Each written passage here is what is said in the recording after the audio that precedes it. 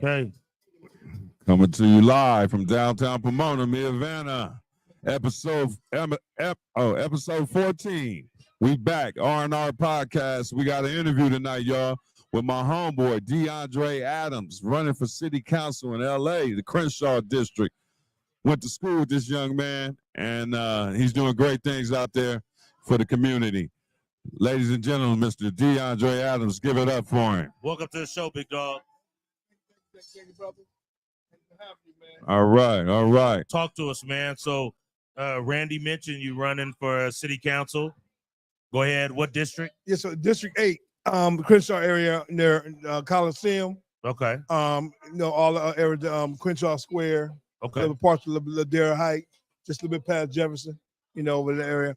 But it's gonna be a task, man. I can't wait. What are the things that you wanna implement if you get elected that you wanna improve in that district?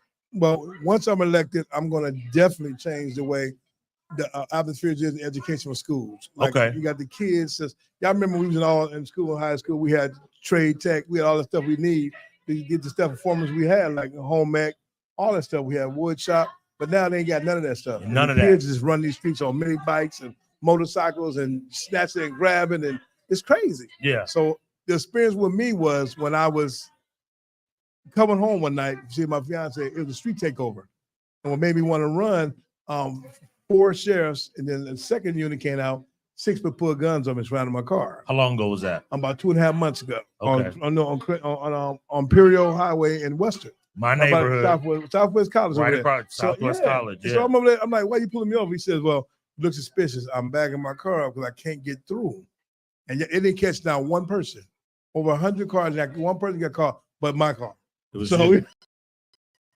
But you got me. So that motivated you to want to run for city council? Yeah, when he called me out my name in front of the white officers, it really pissed me off. He said the name, he said to say it. And I told him, I said, you're going to call me down in front of the clear people. So what are clear people? I call people of other races clear to me. I don't call them what they deserve. You don't deserve that name, I'm going to call you clear. That's the bottom line. And then so I went home, I thought about it. I told my girl, I said, you know what? I'm going to run for council. I'm trying to change some policies where we are around. Like stuff on the streets, we use all the vendors who are getting tax-free on the street corner. So I'm going to tax it. $150 a person a week. I'm going to tax it, put that money in an actual T-bill, let it sit there and help fix my streets up and keep that crime down, put new the lights, of the city lights, or all the street lights are burnt out, and they stealing the copper out of them. That's why it's always dark. Everywhere you go. And people illegally parking on the sidewalk at nighttime or in the middle of the street and just got the car and go to bed. That's crazy. Yeah, I went to school in District 8. I went to Audubon. So we had, shout out to Audubon Junior High. We had wood shop, metal, sewing, cooking. They don't have those classes anymore. No. So you know why they took them out of schools, man? No, tell me why. They took them out of schools because they figured back then it was easier to pay for college and do it for free. Don't get all that money losing it. If you get that free information, it's free. And they said, well, we're going to take it out of high school and make you go to school to pay for it. Okay. That's why he snatched it. Because a couple of people I know, there's shout out my boy Donald English, the superintendent in San Bernardino, and he told me, man, superintendent San Bernardino? Donald English, he's brother of Ronald English, defensive coordinator for Cincinnati. His brother is the big dog in San Bernardino, and he's a former principal. Okay. He said they took everything out of schools money. They took some of our funding. So I figured all this funding you got. You said there is no money, but in the United States of America, when you take money and we print money, we buy a lot of T-bills. The feds buy T-bills. Okay. So that's money generated every single day. Well, a lot before I found out, we did research, $18.9 billion went to 17 private schools in Beverly Hills. Not one of them went to a public school. Private school. We found this out, and when we found it out, we got a couple of calls from people down in Miss Bass's part of town. We had to shut that down. Yeah. We said, how you find that out? Because we got some brothers who got some MIT background. We found out the money was going to these private schools. And one of them on Rossmore, we probably pass through Rossmore all the time, that big private school, got a brand new gymnasium donated to them for $1.2 million. So I said, I heard the Watts brothers have a nephew that goes to that school. Okay. So you got a lot of celebrity kids that go to that school, and they get that free money that's supposed to be going to public schools. So how do you? Yes, they can.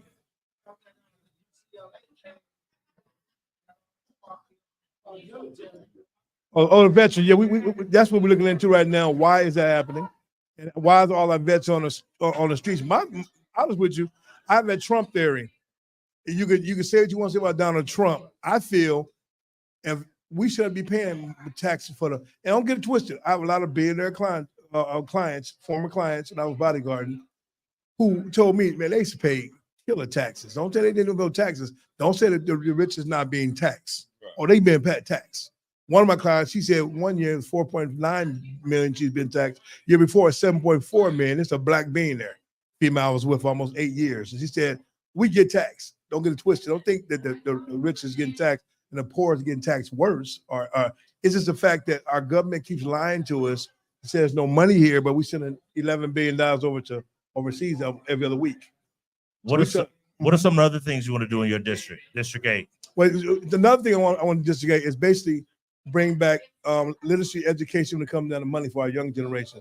Teach them how to buy houses, how to buy land, how to buy property, and have these ailments. They say, okay, how can I own this kind of property? I own land in the back of Mississippi.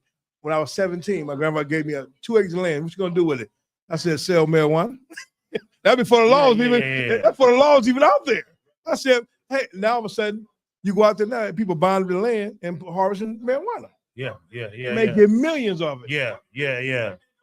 Years. Randy, that's good. That's a good point. What's something you have for him? So, man, I mean, hats off to you, brother, because we need more brothers like you out here, man. That would, people always complain and this ain't right and this ain't right, but you finna get in it, and we are hats off to you. We appreciate that. But yeah, I mean, like when we went to school together. We had wood shop, sheet metal, auto mechanics, home ec, everything, print shop, Photoshop, drafting, all that. I mean, we need that because everybody ain't for college. I'm just gonna tell you straight up. Right. And we hands-on stuff. Some people learn better with hands-on. You know what I mean? Not just book smart. You understand what I'm saying? So we need that back in these schools, and I don't know why people don't push that, but I kind of figure why, because like you said, it's hell with them in the hood. You know what I mean? We're gonna try to push them to college, and when you come out of college, 9 times out of 10, they broke, they in debt. You know what I mean? And then they go get a job for $40,000, $50,000, $60,000 a year. That don't add up to me. Right, and don't even work in the field, so that don't add up to me. I'm from the trade, so I'm gonna speak about the trades. The trade's been good to me. You know what I'm saying? And I didn't find out about it because I used to tell my union all the time, y'all need to go outreach to these kids because it wasn't made for us. The unions wasn't made for us. But now what's happening is it's a numbers game. See what I'm saying? So they want everybody. You know what I mean? They'll take you. And people don't know that. So we need to reach out, have an outreach program for that, and get these people up there. You can go to the pen. They got a thing. You go to the pen and you come home. The programs, and they get a job. You know what I'm saying? Making $150,000, $120,000 a year. I'm telling you, I noticed. I've seen it. I've worked along these guys. You know what I'm saying? So it's just we got to reach out and do more. And I really, man, I appreciate that. Thank you, man. I appreciate that. And like I say, you got anything? No, go ahead. I was going to ask you to talk about your book. Yeah, my book. Oh, yeah. This book right here, ladies and gentlemen, this is a funny book. One day I was at home and I went to AI. I mean, if y'all don't know about AI chat and all this chat AI, if you really learn about AI, it's interesting because you don't want to use your thoughts. It's dangerous. Don't get it twisted. If you don't know what you're doing, you research. I started doing research AI about 4 years ago. I got in some of the stock, had a stock, and I was at a Warren Buffett conference in Vegas. And me and his son, Ray Buffett, good friends. I told Ray, I said, man, who your father, man? He said, you would have to be kidding, like Warren Buffett. That's my dad. All this time, 10 years. I know they don't look alike. Yeah. But until one day I was with my client at a big function, and he asked a question about a show of hands, who owns a suit that costs over $4,000 in the room, right? So everybody in the room, like about 4,000 people there, half the room, Yeah. And he said, show of hands who own the suit that costs under $400. It was me and about 30 other brothers. Yeah. And he said, keep your hands up. So he went around and he get a mic. I want to hear from the guys with the $400 suit. So I was like number 7. And he said, so what's your name? I said, I'm DeAndre. I'm representing P-Town. You know, I'm back home. He said, Pomona? I said, how the heck you know what Pomona? Warren Buffett, you know, being there. But he said, okay, tell me the story how you come across your suits. Hollywood Outlet. Straight out. He said, I shop there all the time. I said, shut up. I'm gonna tell you why. He said it's funny how you can walk around there and pay $4,000 for a suit. You might wear 14 times in 2 or 3 months. He said that you wore 3 suits for under $400, and I'm wearing one now. It was the dopest suit in the whole room. It's the way you wear the suit and how you represent yourself. Yeah. So I talk about that in my book, how people and you hide behind plain bling. Mm-hmm. All these, don't get it twisted. Rappers with the fake jewelry, that jewelry ain't real. Yeah. I know a dude in downtown LA, Blue Moon. You go out there and make it pass the test with everything. So when you're getting killed over fake jewelry, gentlemen, you all on Instagram talking about come meet like PNB. You all at Roscoe get murdered. Yeah, PNB, yeah. Then your boy got Pop Smoke, and he out there in the Sherman Oaks. You got at a Airbnb getting killed. The girl set him up. Yep. But see, that kind of crime is happening every day, but we don't talk about everything. You know, it's 68 Black women right now are missing in LA off Western alone. They haven't told us about that. 68. We got another grim sleeper somewhere out there that's getting it's human trafficking. Yeah. But you'll never hear that on the news. That's what the homeless is disappearing too. Yeah. Don't get it twisted now. So that's crazy. That's I didn't know that. That's crazy stat. And I grew up there. What's something else you want to do in your district? Well, the main thing, my big thing, education, mental health. I'm tired of us putting 100 units apartment building up and no mental health facilities at the bottom of it. Because you got 100 units and you got McDonald's there. Ain't enough McDonald's in America up the block. So why are you gonna put a Jack in the Box in a 100 unit apartment building? You made a burger in the crib, you come like another burger. Yeah. They kill you. Yeah. That's crazy. Yeah, because the average person who zones out is homeless. If you put them in a house tomorrow, they burn the house down. You know why? They're not accustomed to being inside close quarters. Brother fresh out of Sing Sing, been there 42 years. He used to sit in a 6x8 cell or 4x6. He like, I got cousins that straight didn't practice occasional law coming up, hoodlingers. One cousin still doing life now, still life. But for Robin Four Casinos in Vegas on his honeymoon night with 4 other couples. And he go see a judge after 40 years, but not one trade he got. Yeah. So I'm in the courtroom like, you tell me you've been in jail for almost 40 years, you ain't got one trade. So the judge said, it's time you go back there for another 40 years. So he looking at, well, it's just a white thing. It's not a white thing. It's called a stupidity thing, bro.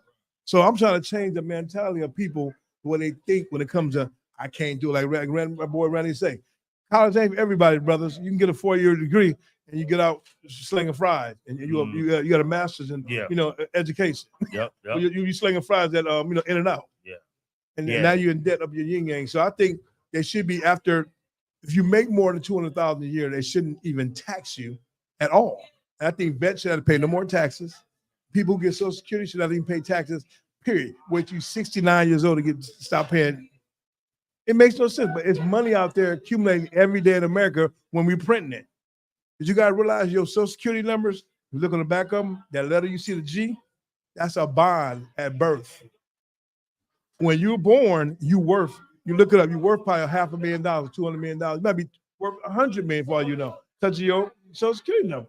So it's all the track for everybody on the earth, but we don't let our people, our color, know that as Black Americans. So I want to do literature programs for the community, the Black and Brown community. Get them to class and teach them, because the Indians are up 400 million land, no taxes. 500 million, no taxes.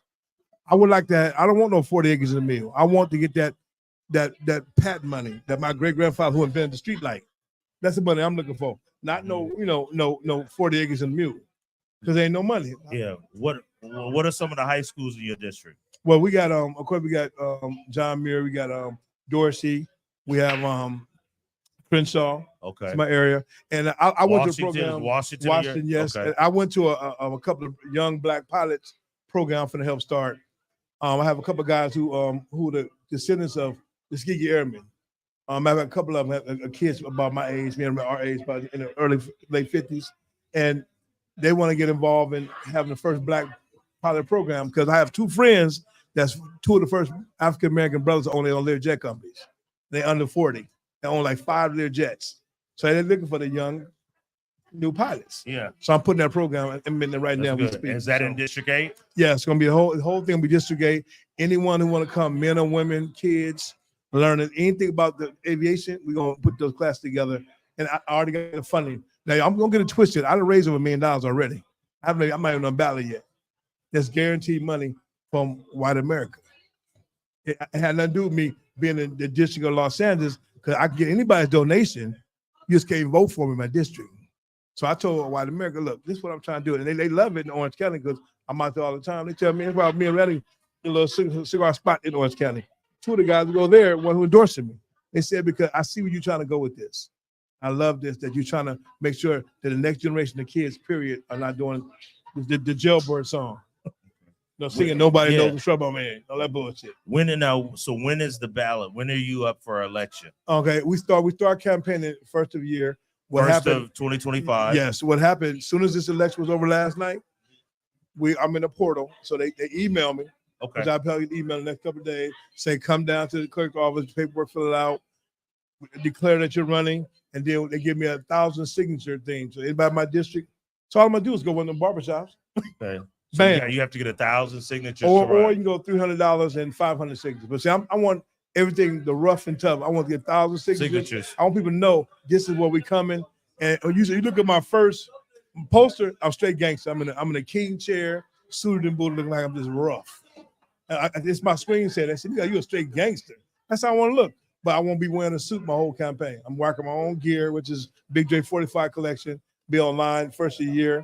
It means what 45 means is the earth. It's north, south, east, and west, and the 5 elements of who you are as an individual. At birth is 1, 2, 3, and 4, what you make of your life, and 5th is death, what the winner is. Heaven and hell, what you live your life. That's how I look at elements. Okay. Well, good, man. Well, we're glad, man. I don't have Randy. You got anything else? What you got, Rand? Man, let me tell you about this go dude, back man. Some years. Yeah, man. So when I was in high school, my freshman year, I played football. And, you didn't tell me that. Yeah, I played football. I played football for a little bit. It wasn't for me. And matter of fact, the guy that ended my career in football is over there, sitting in that chair, Big Sean. And I don't know if y'all remember Bull in the Ring. And they made me go head up with him, dog. And I got up seeing stars. I said, yeah, this ain't for me. The basketball coach had been on me.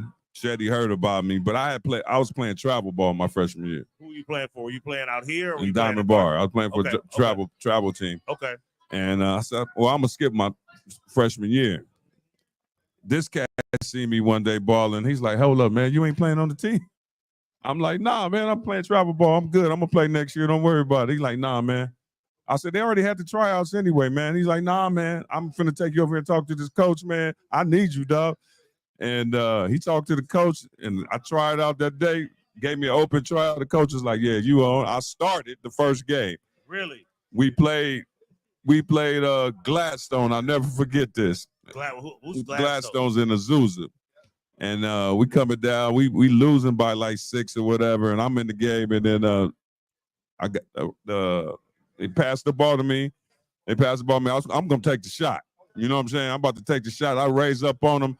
I seen Eugene Haynes cut to the basket, and I dumped it off to him when we won the game. Okay. And the rest was history, man. And I appreciate that, brother, when you came and got me, because you were just playing AAU. You weren't I wasn't even tripping. You know what I mean? But he like, nah, man, you got to get on the team. And the coach Armstrong was on me all the time too. He's like, man, you better. The best coach, may he rest in peace. Was that the varsity coach? Yes, okay, varsity coach. And he was like, man, you better come off this football field because I'm going to have my team picked already. And I'm like, man, I'll be there. And he was like, nah, man, you need to, make a business decision. And I made a business decision. That was smart. That was good. Right. So, yeah, man, I appreciate you, man. We go a long way back, and I'm just glad to see you doing good things out here in the community, man. You keep it up. We want to copy that book. And, let's smoke a stick, man, and come back, man, before your campaign, and we'll let everybody know we got people. Everybody got people in LA right here, so we gonna let them know. Get out there and vote. You know what I mean? Just keep voting, man. That's all we can do, man. You know what I'm Okay. saying? And Where?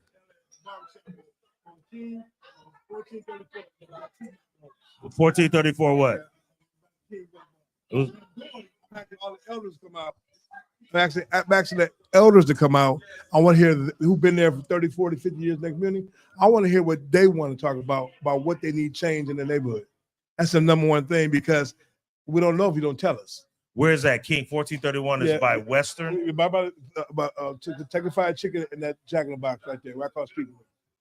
Dinker, what is that? West. Yeah, right, King- Dinker. Yeah, Dinker is across right next to Dinker. Yeah. And so I want people to know that I'm serious about this and I'm taking it to the heart. And I can tell all my people on my team, if we're gonna be dishonest, don't waste your time bringing your ass around me. Yeah. I don't need all no funny money because what happens? You have an ethics committee that sees you after 2 years in the run. They come and just go through all your money. They're like a fine. They try to say, look at some mob money. You know, you get $10 million. No, you gotta make sure. You know, people now dirty money is everywhere, and I don't want anybody to think that I'm here just for some money. I'm here. The annual salary is almost $300,000. They make more than the president do. Yeah. City council people make almost $300,000 a year. The educational Alberto, the big nose, I call him Big Nose. He make $435 a year. The educational supervisor, attendant of schools, ain't doing nothing for the schools. Yeah. He declined 3 meetings with me already. I have an inquiry about school shootings in the school, and see what it is. Threat assessment is very, very important. That's what I did for Homeland for 4 years. Threat assessment analyst. My job was to go in with my team. Any kind of active shooting, we go in and try to minimize the threat. You remember the school shooting in Texas when an 18-year-old boy killed all them innocent little kids, and the cops sat there and just watched outside? Because see, the problem is they don't have no training. So we teach now. I have I do seminar. My next seminar is 2025 in February. We teach the cops how to be real police officers, hand-to-hand combat. I'm a second down Aikido. We teach knife attacks because when you teach a cop how to be a cop, they understand it. But if you don't, all they know is judo and putting their gun out, they're going to shoot first. And if a person don't have an actual weapon on them, so what I would do is exercise where we hide behind a tree. Me and two of my partners, which is female, 30-degree Don. One of them is named Frida Gibbs, only black woman to win a world championship, and she escaped the Grim Sleeper when she was 14 years old. So she tells me every time, element surprise. So when they come, they Sam Brown, all their gear on, right? Soon as we come across out of the, behind the tree, first they go for their guns. Okay. And we 7 feet from them. Yeah. No weapons in their hand. I said, so if you that scared at 7 feet, you're gonna really be scared of inside your face. You know. So we teach them now to break it down. Them 3 people now I'm trained now, approach them now and see what happens to you. Yeah, that's good. Good, man. Well, hats off to you, dog. Good Thank luck. you, man. Keep us posted on the on Right. your rallies and all that stuff. Well, you can find me on my Instagram. Okay. It's Mr._bodyguard. Okay. And also my email, you want any actual town hall is gonna be at is Big Dre, number 45 Productions with an S at gmail.com. Okay. Definitely, man. Good, So I man. appreciate you guys. Let me have Thank you on you, the show, man. man. I really the love, man. Coming through, Appreciate dog. it. Yeah, The show, appreciate you. You know, Yeah. P-Town forever, always live. always, baby. Thank you again for coming out, man. Episode and 14. Yeah. Hey, we gonna support you, brother. And also, I will be remorse if I didn't even mention this. There it is up on the screen. We had a passing this week of Quincy Jones, man. Yeah, man. Legendary, 91 man. Years old. Legendary, and Worked with everybody. Sinatra, Michael. Yeah. and Ray people don't. A Charles. lot of people don't know. People know. Yep.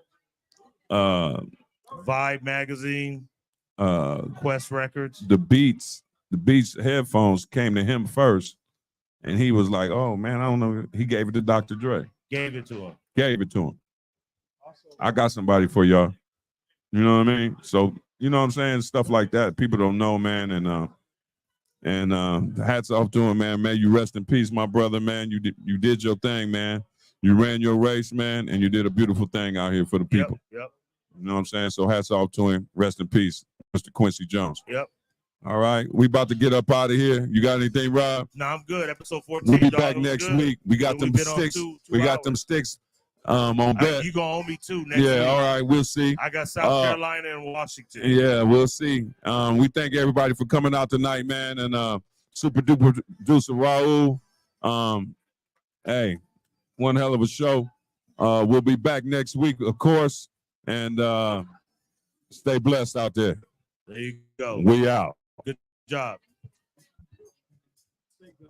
So you glad you came, baby.